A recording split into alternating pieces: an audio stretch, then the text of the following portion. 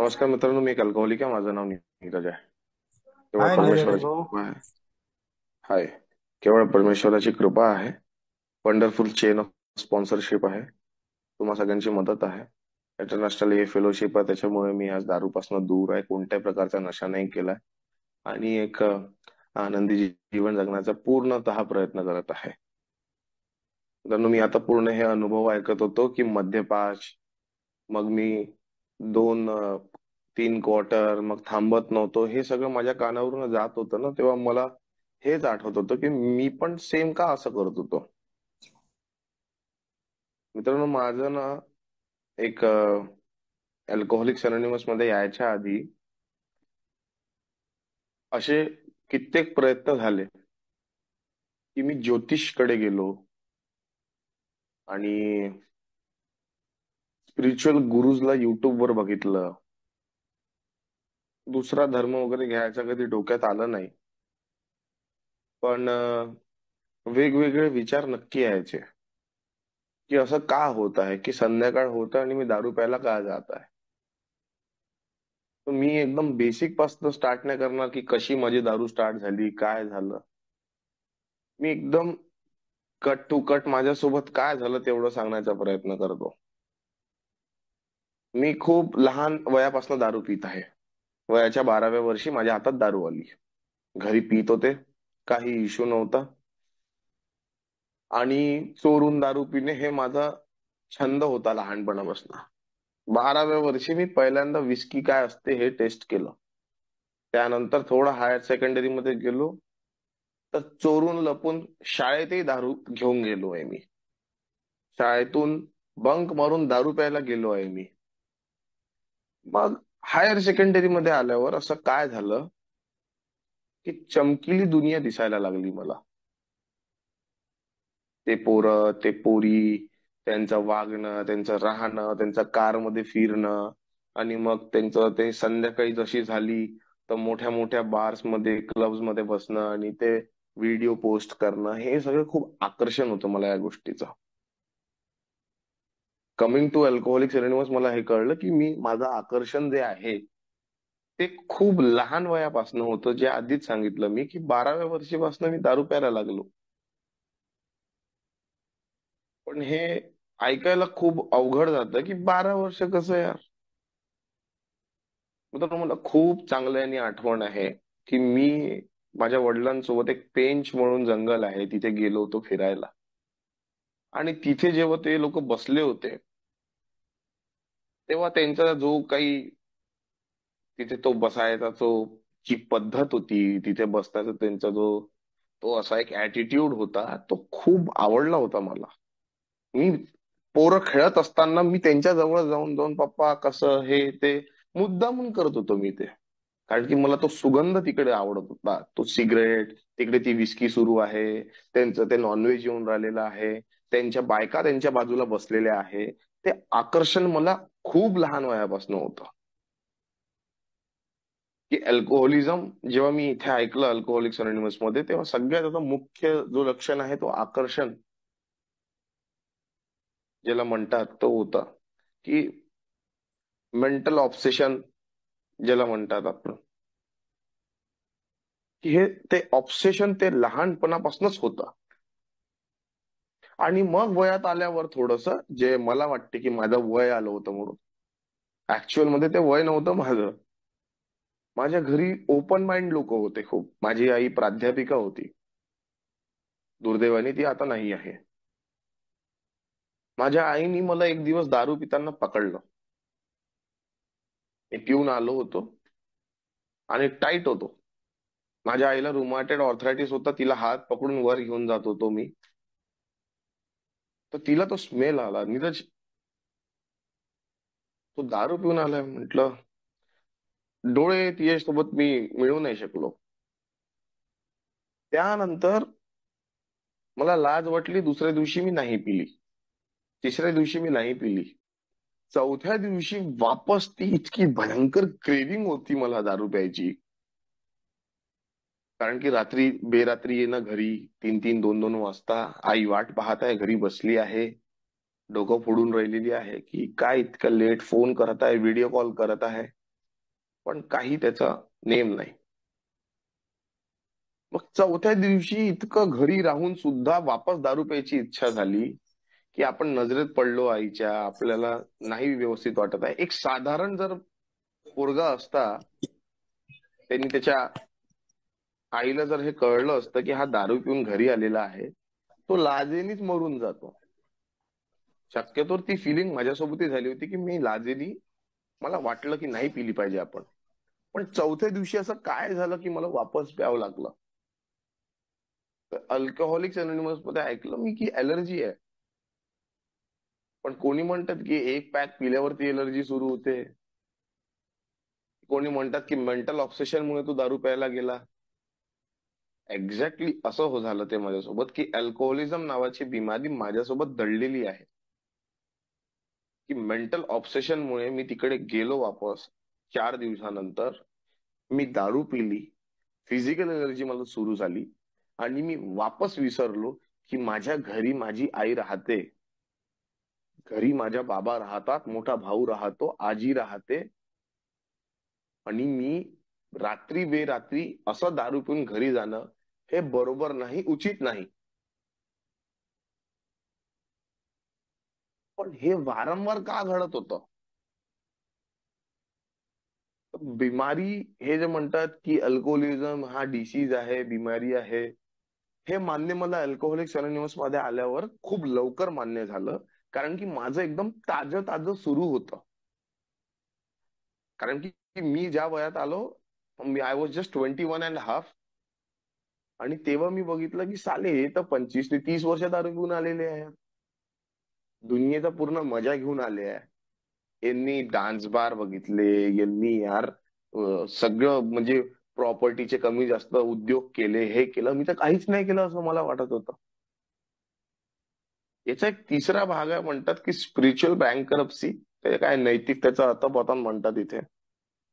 हे मान्य नव्हतं मला. मी नाही केलं एवढं यांच्यासारखं. मी नाही मारलं बायकोला. बायकोच नाही मारणार कसं? हा पण गर्लफ्रेंड होती मला. मला आठवतंय की मी एकदा माझ्या गर्लफ्रेंड सोबत, तिला मी कुठे डेट वर घेऊन चाललो, तरी काही असं झालं होतं. स्मोकिंग करायच्या बहाण्याने मी गाडीतून उतरलो आणि आतमध्ये गेलो. माझा मित्र एका बार मध्ये बसलो होता आणि ती माझी गर्लफ्रेंड कार मध्ये बसली होती. मी पॅक मारून वापस आलो.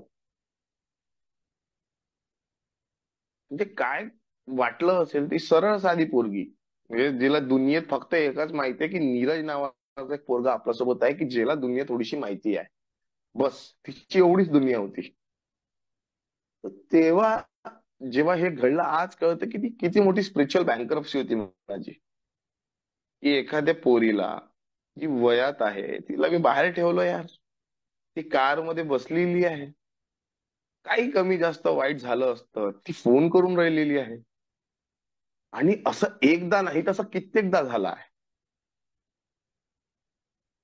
सो असं जरुरी नाहीये की नैतिकतेचं जे अधपतन आहे ते माझ्या फक्त परिवारमध्येच झालेलं आहे. ती तर माझ्या परिवारातली नव्हती.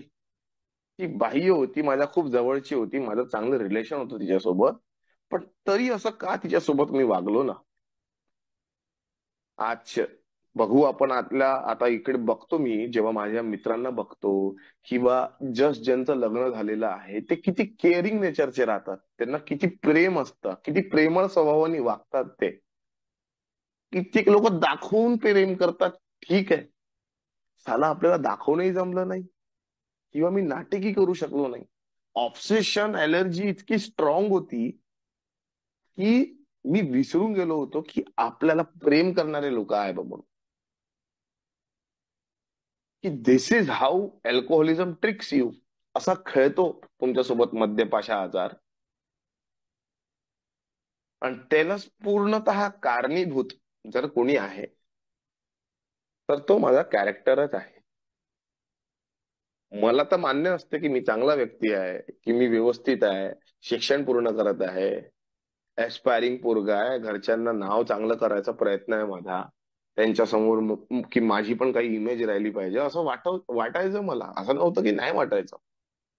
पण जसा जसा हा माझा प्रवास सुरू झाला होता ना, दारू, मग त्यानंतर ही संध्याकाळची नाईट लाईफ, मग त्यानंतर जी येणारे लोक, ती ग्रँड्युसिटी आणि तो बडप्पन, त्याच्यामध्ये ती मग चालाकी करणं, मग कसे काय ते पैसे घरून एक्स्ट्रा मागणं किंवा चोरणं, 20 रुपयाच्या कामाला 200 रुपये मागणं, 200च्या कामाला 20,000 रुपये मागणं. हे स्पिरिच्युअल बँकरप्सीचे माझे सगळे असे अनुभव तयार होत होते. आणि मला अल्कोहोलिक्स अनोनिमस मध्ये आल्यावर असं वाटत होतं की मी काही केलंच नाहीये. मी मित्रांनो,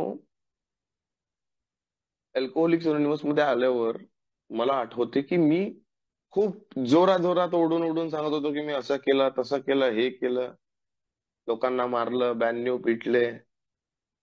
आणि पण त्याहून त्याच्यातही माझा एक हे होता यार साला, की यार आपल्याला दाखवायचं की मी यांच्यापेक्षा जबरदस्त आहे म्हणून. शिक्षणात, दारू पिण्यात, सोशली, हाच स्वभाव जास्त करून माझा होशमध्ये जेव्हा राहतो मी तेव्हा जास्त उफाळून येतो. दारू पिऊन तर सगळेच करतात यार, पण होशमध्ये असं करतो म्हणजे काय आहे. याच सगळ्या चरित्रांमुळे मला दारू पिण्यासाठी खूप जास्त पुश केलं. सेल्फ सेंटर्ड म्हणतात त्याला, आत्मकेंद्रित. मराठीत नाही माहिती मला, मराठीत मी कमी वाचतो बिग बुक. पण सेल्फ सेंटर्ड जो होता ना, हा माझ्यामध्ये खूप जास्त भरलेला आहे. की कुठेतरी एक असा स्टेज आहे आणि त्या स्टेज मध्ये एकटा जर कॅरेक्टर कोणी प्ले करत आहे तर तो नीरज आहे. घरी, कॉलेज लाईफ मध्ये, कॉर्पोरेट लाईफ मध्ये, सोशल लाईफ मध्ये, तिथे मीच आहे. मी म्हणजे मीच आहे. हे सगळं सुरू असताना मित्रांनो, माझ्या जीवनात वेगवेगळ्या प्रकारचे नशे पण आले मग. कारण की दारूनी पोट नव्हतं भरत माझं. मी सांगाल, मला बिलकुल इंटरेस्ट नाहीये याच्यामध्ये सांगण्यात की मी किती पित होतो. Because that is not point. तो पॉइंटच नाहीये की मी बंपर पित होतो का 2 बंपर पित होतो. तो पॉइंटच नाहीये.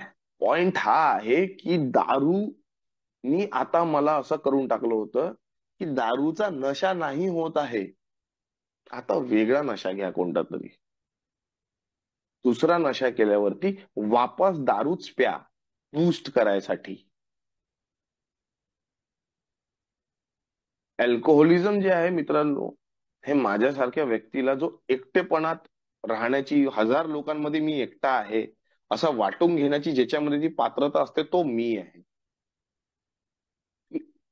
इतके लोक आहे आजूबाजूला, तरी मला एकटं का वाटत आहे. त्यासाठी म्हणून मी नशा केलाय नेहमी. की मला असं वाटलं पाहिजे की मी व्यवस्थित आहे, मी स्ट्रॉंग आहे, I am all good.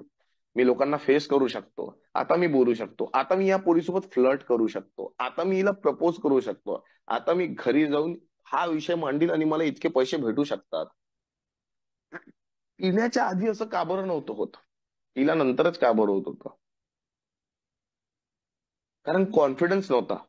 Zero confidence. कुठेतरी माझे चरित्र इतके भयंकर दबलेले आहेत. जे गुड कॅरेक्टर्स आहे माझे, त्या गुड कॅरेक्टर्सला एनहान्स करायसाठी म्हणून मला दारू प्यावं लागते यार. मला नशा करावा लागतो. वाढत वाढत वाढत इतकं प्रमाण होऊन गेलं माझं की मी घरी राहणं बंद करून दिलं होतं. मी खूप सरळ साध्या घरातून येतो, जिथे माझं ब्रेड बटर आणि माझी लाईफस्टाईल खूप चांगली आहे. मला कोणत्याही गोष्टीची कमी नाही. जे साधारण परिवार जे आपल्या एका पोरासाठी करतात, तितकं माझे आई बाबा माझ्यासाठी नक्कीच करू शकतात, आजही करू शकतात. आणि ते सगळं भेटत असताना त्याची कदर, त्याची व्हॅल्यू एका एका काळी होती. पण जसा जसा हा प्रवास सुरू होत होता, दारू पिणं, नशा करणं, मित्रांच्या रूमवर बसणे, त्यांच्यासोबत मग तो एक गेम खेळत बसणे, मग 4-4, 5-5 तास एकाच जागी बसत राहणे, हा रोजचा प्रकार चालू झाला होता. आणि एक पॉइंट असा आला की माझ्या आईला हार्ट अटॅक येऊन गेला. मी माझ्या घरी झोपलो होतो. लिटरली माझी अवस्था अशी होती की माझ्या आईने मला म्हटलं की नीरज एक काम कर, तू गेस्ट रूम मध्ये झोपून जा. तू उठ रे, तू गेस्ट रूम मध्ये झोपलाय, नीरज तू उठ, जा जाऊन आपल्या रूम मध्ये जाऊन झोप.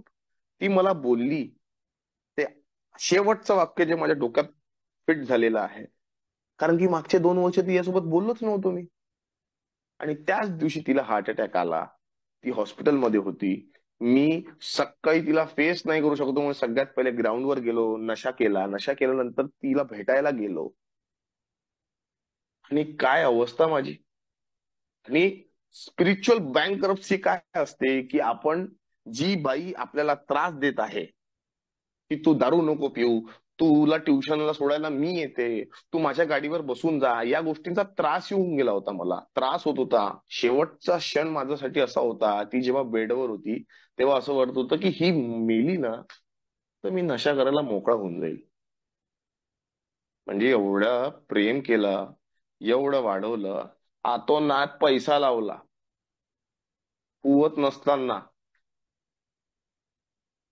शिक्षणासाठी, जे बाकी इतर पोरांना भेटत आहे ते करण्यासाठी. ज्या आईने एवढं सगळं काही केलं माझ्यासाठी, एवढ्यांदा ऍक्सिडेंट होऊन आल्यावर मला कुशीत तिने घेतलं, तरी मी हे विचार ठेवत आहे तिच्यासाठी की ही जर मेली तर मी बरा होऊन जाईल. अल्कोहोलिक्स अनोनिमस खूप जास्त ओपन माइंड होण्याचा प्रोग्राम आहे आपल्या स्पॉन्सर समोर. मी तुमच्या समोर हे का बोलू शकत आहे, कारण की हे सगळं मी माझ्या माझ्या शेअरिंग मध्ये आधी बोलून चुकलेलो आहे. धाडस मला लागत होतं पहिले हे सगळं बोलायला. पण आज मी बोलू शकतो की हे मी केलं. आणि मी असाच प्रवृत्तीचा माणूस आहे. जो माझ्या मधात येईल तो मला नकोसा वाटतो मग. तो नाही राहिलेला या जगात तरी चालेल मग. कारण माझा नशा महत्वाचा आहे भाऊ. That is more important. Emotion, feelings, लोक, परिवार हे सगळं सेकंडरी आहे. प्रायमरी नशा आहे. जर एवढं सगळं होऊन जर मला मान्य होत नसेल की मी एक बेवडा आहे, किंवा मी एक नशेबाज आहे, मी एक अल्कोहोलिक आहे, तर आपल्या बिग बुक मध्ये खूप चांगली ओळ लिहिली आहे की आम्ही जन्मजात बैमान आहे. तर त्यातलाच मी एक आहे.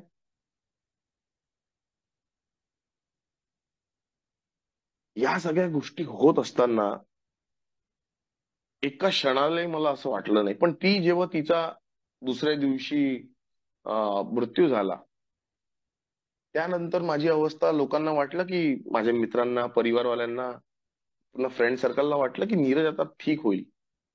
6 महिन्याच्या कालावधीत मी एवढा नशा करून टाकला, एवढी दारू पिऊन टाकली की झगडे, भांडणं हे सगळं सुरू होऊन गेले. आणि लिटरली मी वापस माझ्या कॉलेजला गेलो, सेम रुटीन स्टार्ट होऊन गेलं. तुफान दारू, गर्लफ्रेंड सोडून गेली, तुफान दारू, तुफान नशा. लॉकडाऊन लागला, लॉकडाऊन मध्ये मारा पिट्या, हे ते झगडे भांडण आणि हॅल्युसिनेशन्स. शेवटची स्टेज पागलपणाची. मग पागलपण आला. पागलपण इतकं भयंकर आलं की लोकांना मारायला धावणे, स्वतःला डोकं आपटणे की देवा उचलून टाक, मारून टाक.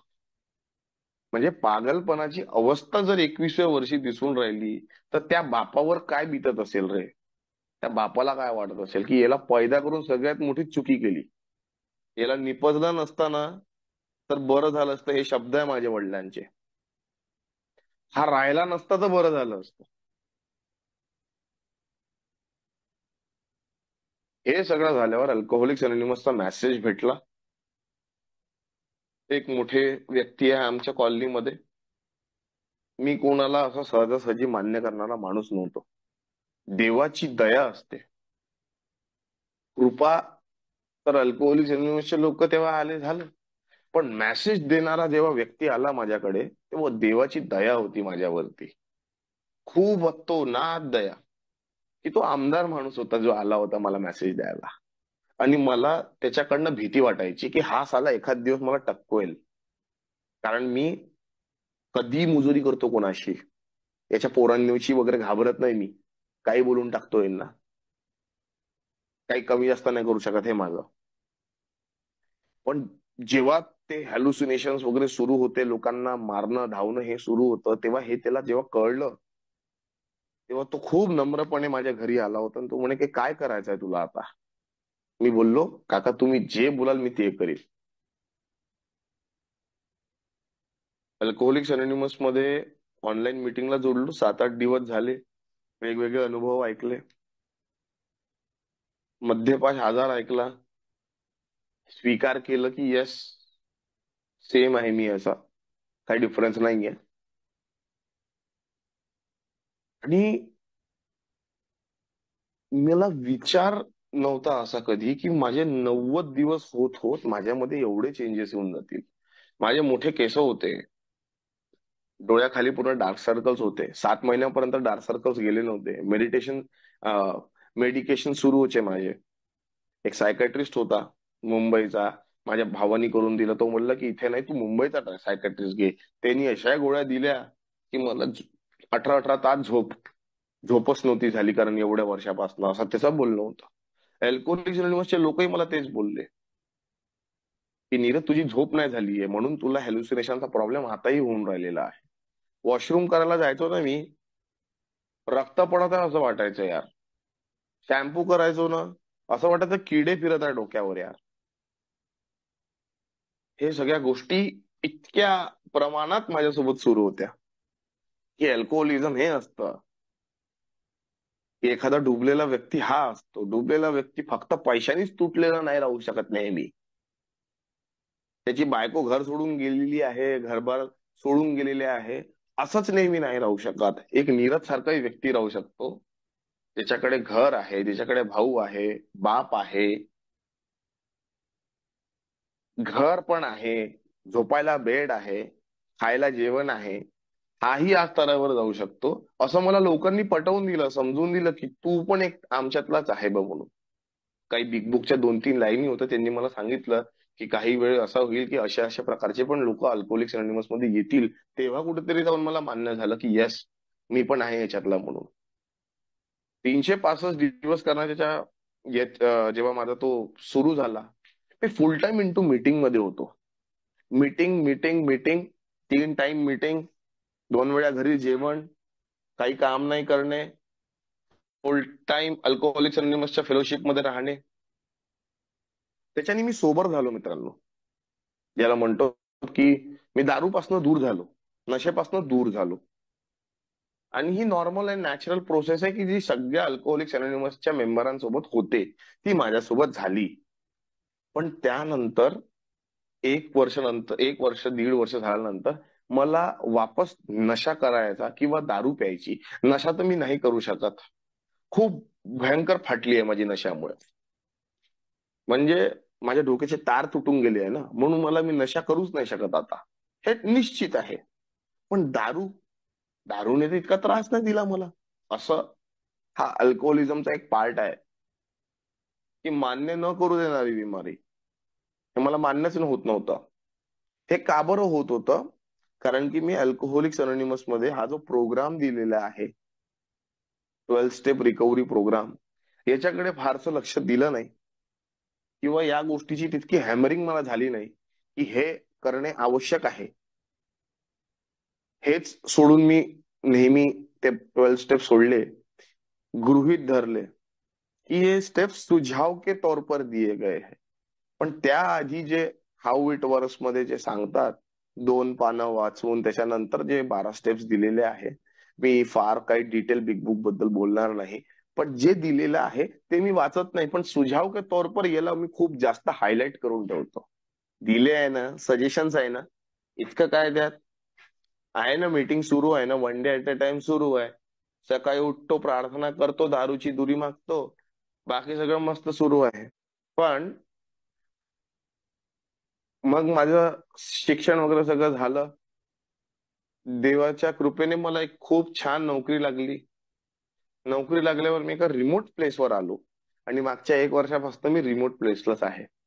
माझी डेट ऑफ सोब्रायटी 23 ऑगस्ट 2020 या दिवशी मी सोबर झालो. आणि 2 वर्ष कसे काय व्यवस्थित निघाले असं मला वाटत होतं. पण त्यानंतर जे म्हटलंय की सुधारणे, मी सुधारलो कसा. तुम्ही अल्कोहोलिझम बद्दलच जास्त मी भार देतो की पहिल्या 1 वर्षात काय केलं, नंतरही सांगतो मी नक्कीच. पण पहिल्या 1 वर्षी दारू पासून दूर राहण्यासाठी, सॉरी मी विषयापासून भटकलो थोडासा, बट ऍक्च्युअल मध्ये जो पहिला 90 दिवस होते माझे, त्यामध्ये त्या प्रकारचे थॉट्स होते. मधात कोणीतरी असा एक व्यक्ती येऊन जात होता की नीरज भाई, हिमाचल प्रदेश से माल लाया है, तुम्हारे अलावा उसको महफिल में पी नहीं सकते, अब बताओ तुम करना क्या है. म्हणजे एवढे चॅलेंजेस होते. कोणीतरी एक फोन करून द्यायचा की आज हे आणलंय, आज ते आणलंय, तू ये. लोकांना काहीच नाही माहिती की याच्या सोसायटीमध्ये काय झालेलं आहे, यांनी काय करून ठेवलेलं आहे. माझ्यासोबत मला खूप जास्त फोकस्ड राहायचं होतं, इमानदार राहायचं होतं, बेईमानी नव्हती करायची. तो काळ असा होता ना माझ्यासाठी स्टार्टिंगचा, की असं वाटलं होतं की यार नीरज अब पी लेगा ना तो पागल हो जाएंगे करके. One day at A time, आजच्या दिवस नको पिऊ नीरज, मीटिंग कर. करत होतो, फुल टाइम मीटिंग करत होतो. पण असं रात्री काहीतरी होऊन जात होतं 2:30-3 वाजता की क्रेविंग व्हायची, हात थरथर कापत होते. एक नागपुरात एक मेंबर आहे, त्यांचं नाव सांगतो मी, अशोक डी आहे त्यांचं नाव. मी त्या माणसाकडे रात्री 2-2 वाजता जाऊन बसलो की मला सांगा तुम्ही करायचं काय आहे. मी रडत रडत त्यांच्याशी बोलत राहायचो की मला एक तर नशा करू द्या, किंवा मला इथून, हे काय आहे तुमचं, 1 तास मीटिंग करता आणि त्याच्यामध्ये तुम्ही एक्सपेक्ट करता की मी फुल टाइम दारूपासून दूर राहू, नशा नाही करू. असं बोलायचो मी, काही काही वेगळं वेगळं बोलायचो त्यांना मी. खूप मेंबर्सना मी शिव्या दिल्या आहे. पण सगळ्यांनी मला घेऊन चाललंय. सगळे बोलायचे नीरज यार तू ऍसेट आहे रे अल्कोहोलिक्स अनोनिमसची, अरे तू जान आहे अल्कोहोलिक्स अनोनिमस साठी. त्याला खोटं बोलायचे काही काही लोक तर. पण ते बरं वाटायचं. खूप आधार भेटायचा मला. अल्कोहोलिक्स अनोनिमसच्या फेलोशिप जी आहे त्यांनी मला खूप साथ दिली. पण माझे काही प्रयत्न होते जे मला करायचे होते, ते अल्कोहोलिक्स अनोनिमसचे मेंबर त्यांचे प्रयत्न तर खूप करत होते. पण मला सोबर राहण्यासाठी मला पण प्रयत्न करावं लागत होते. घरी काही पण बोलत होते. वडील सकाळी उठल्यावर सगळ्यात पहिले शिव्याच द्यायचे. काय करून ठेवलं, त्यांच्यासोबत जावं लागतं, बेवडांसोबत बसावं लागून राहिलं, तुझ्यामुळे हे दिवस आले आमचे, की अशा लोकांसोबत ज्यांना मी बघतही नव्हतो तू त्यांच्यासोबत बसून राहिला. हे माझ्या वडिलांचे विचार होते अल्कोहोलिक्स अनोनिमस साठी. त्यांना विश्वास नव्हता, हाला हा काय हलकट माणूस आहे एक नंबरचा, आता 10 दिवस चांगला राहील, 15व्या दिवशी दारू पिणार हा. हे चॅलेंजेस होते. भाऊ नजरा नव्हता मिळवू शकत लोकांसोबत. पण कंटिन्युअस माझा प्रवास सुरू होता एचा.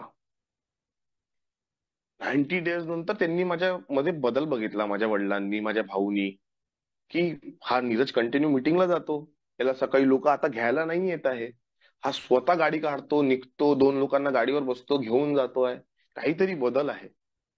आणि याची मग ही एक लाईफस्टाईल बनून गेली होती माझी. असं करत माझे पेपर होते, खूप सारे बॅक होते.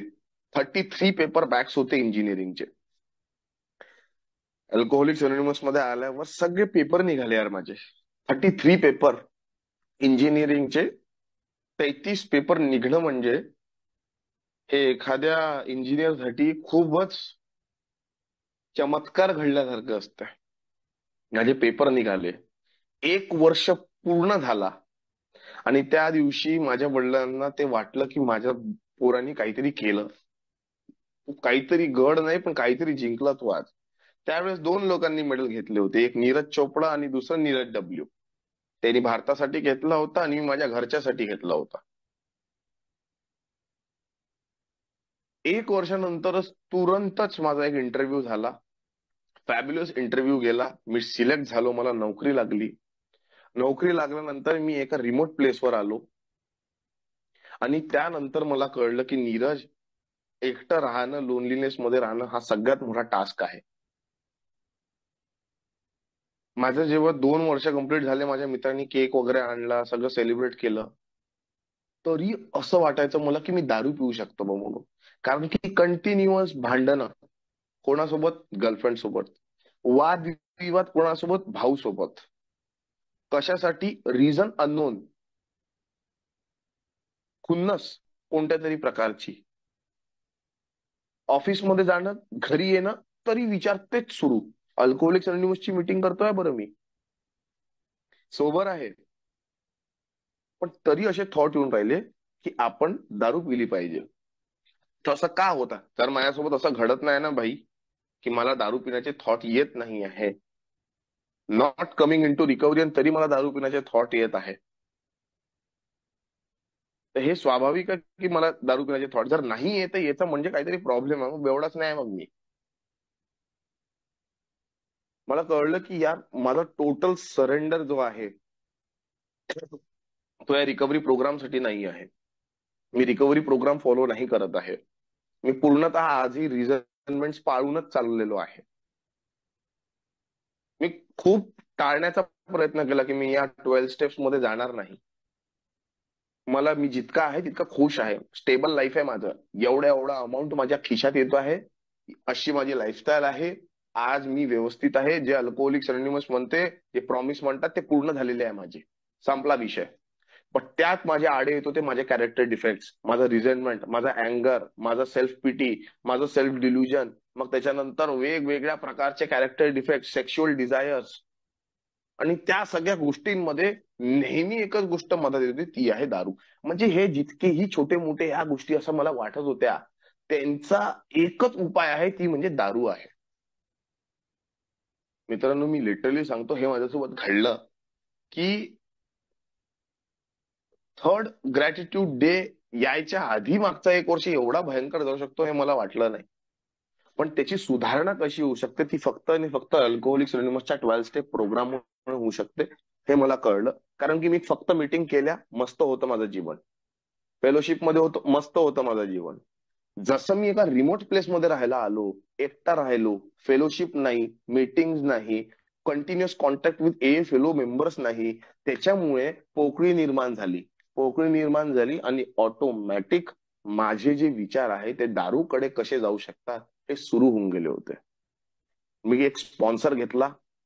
त्या स्पॉन्सर असा घेतलं की ज्याचा एक स्पॉन्सर आहे, ज्याने 12 स्टेप रिकव्हरी प्रोग्रामवर काम केलेलं आहे, आणि मला तेच करायचं होतं. मित्रांनो, ती प्रोसेस जेव्हापासून माझ्या लाईफमध्ये सुरू झाली, टोटल सरेंडर ज्याला म्हणतो, की मी आजच्या दिवस माझ्या थॉट्सला थांबविल, त्याला वळण देईल, त्याचा डायव्हर्जन देईल अल्कोहोलिक्स अनोनिमसच्या थ्रू. त्याचं कसं? मी मित्रांनो, माझा सकाळचा रुटीन जो आहे आज, मी सकाळी उठल्यावर बेडला पाय टाकायच्या आधी बेडवरच माझी फर्स्ट प्रेयर असते, सेरेनिटी प्रेयर. मग थर्ड स्टेप प्रेयर घेतो, मग 7 स्टेप प्रेयर घेतो, मग खाली उतरतो, वॉशरूम झालं, सगळं काही झाल्यावर मी चहा पिताना किंवा काही असताना, जर मला वेळ राहिला त्यावेळेस 24/7, हा आपला ग्रंथ नाही आहे पण दैनिक चिंतन, ऍज बिल सीज इट, बिलच्या नजरेतून एक एक पान, जबरदस्तीचं नाही, प्रेशराईज नाही करू, हा माझा रुटीन आहे, लाईफस्टाईल आहे, हे वाचतो. हे वाचल्यानंतर जसं आंघोळीला गेलो, आलं, 4 मिनिटाचं एक मेडिटेशन, 1 मिनिट पूर्णतः प्रेयर, की देवा आजच्या दिवस चालवून घे फक्त. आजचा दिवस आहे, 1 moment at a time, 1 day at a time. याच स्लोगनमुळे बरोबर माझी गाडी चालते. रात्री आलं की सकाळी जी प्रेयर करतो त्याच्यामध्ये प्रेयर अँड मेडिटेशन जे म्हणतात ते सकाळी करतो. माझी जी लिस्ट आहे, मी I am doing my 4th step third time, तिसऱ्यांदा करत आहे मी. रोज 2 पानं 3 पानं आता माझे लिहिणं सुरू आहे. मी लिहिलं आहे, याच्या आधी माझं झालेलं आहे, पण मी तिसऱ्यांदा करत आहे आता. आणि जे काही रात्री अमेंड्स करायचे आहे मला, ते रात्री करतो. जे आधी केलेले आहे, त्या चुका आहे, घडलेल्या चुका आहे, आज दिवसभरात झालेले रिझनमेंट्स आहे, 10 स्टेप इन्व्हेंटरी आहे, एक लिफलेटच आहे. खूप साधन आहे मित्रांनो अल्कोहोलिक्स अनोनिमसचे. प्ले स्टोअरवर वेगवेगळ्या प्रकारचे ऍप्स आहे, इन्व्हेंटरीजच्या बुक्स आहे. हे सगळं काही मी करतो. माझा अल्कोहोलिक्स अनोनिमस मध्ये आल्यावर शिकवायचा कोणाला, सॉरी मी एक शब्द वापरता, घंटा प्रयत्न नाही माझा असा की मी कोणाला काही शिकवू शकतो. मला स्वतःला शिकायचं आहे यार. मी रोज शिकत आहे, रोज बघत आहे की वेगवेगळ्या प्रकारचे माझ्यासोबत गोष्टी कशा घडतात, कसं मी इन्फ्लुएन्स होतो, किती लवकर मी लोकांचा राग पाळतो, किती लवकर असं वाटते मला की या मॅनेजरच्या पोस्टवर मी जाऊन बसू, जेलेसी किती लवकर तयार होते. या सगळे कारण असतात की मला जाऊन वापस दारू प्यावे लागते. का होतं? हे फक्त आणि फक्त याच्यासाठी होतं की मी अल्कोहोलिक्स अनोनिमस मध्ये आल्यावरती ग्रांटेड घेतो, इग्नोर करतो गोष्टी. या माझ्यासोबत घडलेल्या गोष्टी आहे की मी अल्कोहोलिक्स अनोनिमस मध्ये आल्यावर बिमारी तर मी सरेंडर करून टाकतो, पण रिकव्हरीसाठी ना माझी हिंमत नसते. जिथे देवाचं नाव येतं ना तिथे माझी घसरून जाते.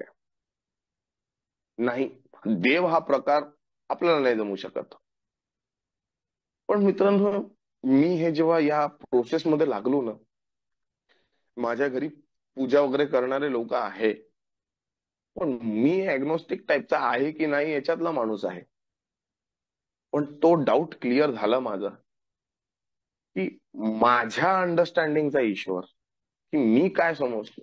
माझ्यासाठी एक अदृश्य शक्ती आहे जी माझा ईश्वर आहे, ती निराकार आहे, आणि जी मला गाईड करत आहे थ्रू मेडिटेशन, थ्रू अल्कोहोलिक्स अनोनिमसच्या मेंबर्स, थ्रू माझ्या ऑफिसच्या मेंबर्स, आणि असे समोर जे कोणी लोक येत आहेत जे गायडन्स होत आहे मला. आणि याचा याचा अनुभव जो आहे मित्रांनो, तो शब्दात नाही सांगू शकत मी.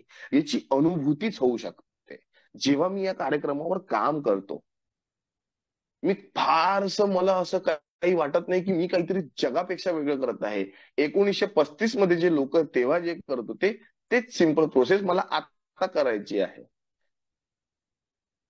काही त्याच्यामध्ये नवीन नाही आहे. हाच प्रोग्राम आहे अल्कोहोलिक्स अनोनिमसचा. तो मला फॉलो करायचा आहे. रिगरस ऑनेस्टी म्हणतात. काय ऑनेस्टीनी खरंच मी करत आहे का आज? माझा 1 वर्ष, मला आता 3 वर्ष 2 दिवसात पूर्ण होतील. पण मी मागच्या 1 वर्षापासून प्रोसेसमध्ये आहे रिकव्हरीच्या. याच्या आधी 2 वर्ष फुल ड्राय ड्रंक. तेच सुरू, तेच हरकत आहे, झगडे भांडण, कोणालाही काही बोलून देणं. आज विचार पडतो, याला बोलू की नाही बोलू.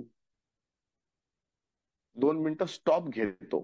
रेस्टलेस राहणं बंद झालं आहे. आणि रेस्टलेस आजच्या दिवशी झालोय तरी त्याच्यावर उपाय आहे. कन्फ्यूज माइंड नाही आहे माझा आज. नोकरी करायची आहे तर नोकरीच करायची आहे. बिझनेसचा माइंडसेट घेऊन चालत नाहीये दुसरा मी. एवढा अमाऊंट येत आहे तर ही याचा एक्सपेंडिचर एवढं झालंच पाहिजे, असं सुरू आहे आज माझं लाईफस्टाईल. कन्फ्युजन नाहीये याच्यामध्ये. फुकटचे खर्च नाही सुरू आहे माझे. विचारपूर्वक खर्च सुरू आहे माझे. नाहीतर ग्रँडिओसिटी मध्ये नुसते खर्चच करत होतो मी मागच्या 1 वर्षी. आज अशी लाईफस्टाईल नाही आहे, कारण की मी माझ्या लाईफस्टाईलमुळे त्रस्त आहे, माझ्या विचारांमुळे त्रस्त आहे, माझ्या एकटेपणामुळे त्रस्त आहे. याचा सगळ्यांचा जो एक, मला एक जो सार भेटला आहे तो आहे अल्कोहोलिक्स अनोनिमसचं लिटरेचर.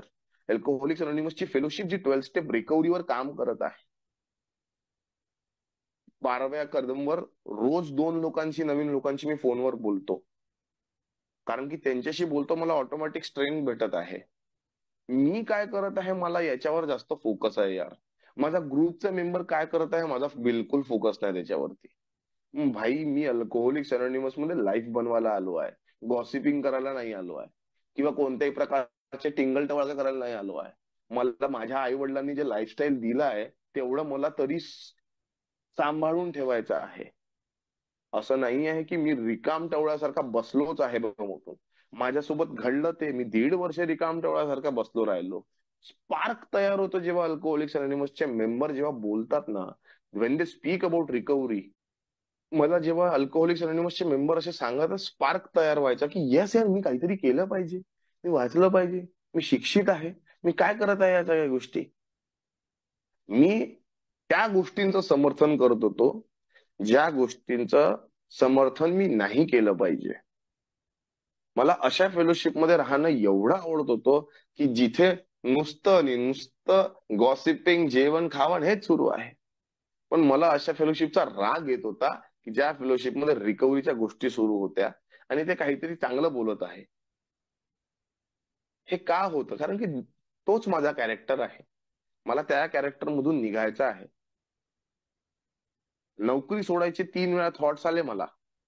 स्पॉन्सरने नाही म्हटलं. पण माझ्या वडिलांचा एवढा विश्वास बसला अल्कोहोलिक्स अनोनिमसवर की नीरज, तुला जे ते लोक म्हणतात तू तेच कर. बिकॉज तेच लोक तुला बरोबर डायरेक्ट करू शकतात. सुधारणा माझ्यामध्ये जी आली आहे मित्रांनो, ती एकच आली आहे की मला अल्कोहोलिक्स अनोनिमसचे विचार पटायला लागलेले आहे. हीच मी मानतो की ही माझ्यातली सुधारणा आहे. की मला हे जमून राहिलंय की मी यांचं ऐकू शकत आहे, की हे जे लिटरेचर सांगत आहे ते खरं आहे, ते खोटं नाही आहे. मी शंका उपस्थित नाही करत आहे आज की त्याच्यामध्ये जे लिहिलेलं आहे ते देवानी थोडी लिहिलंय, माणसानीच तर लिहिलं आहे. तो विचार नाही येत आहे.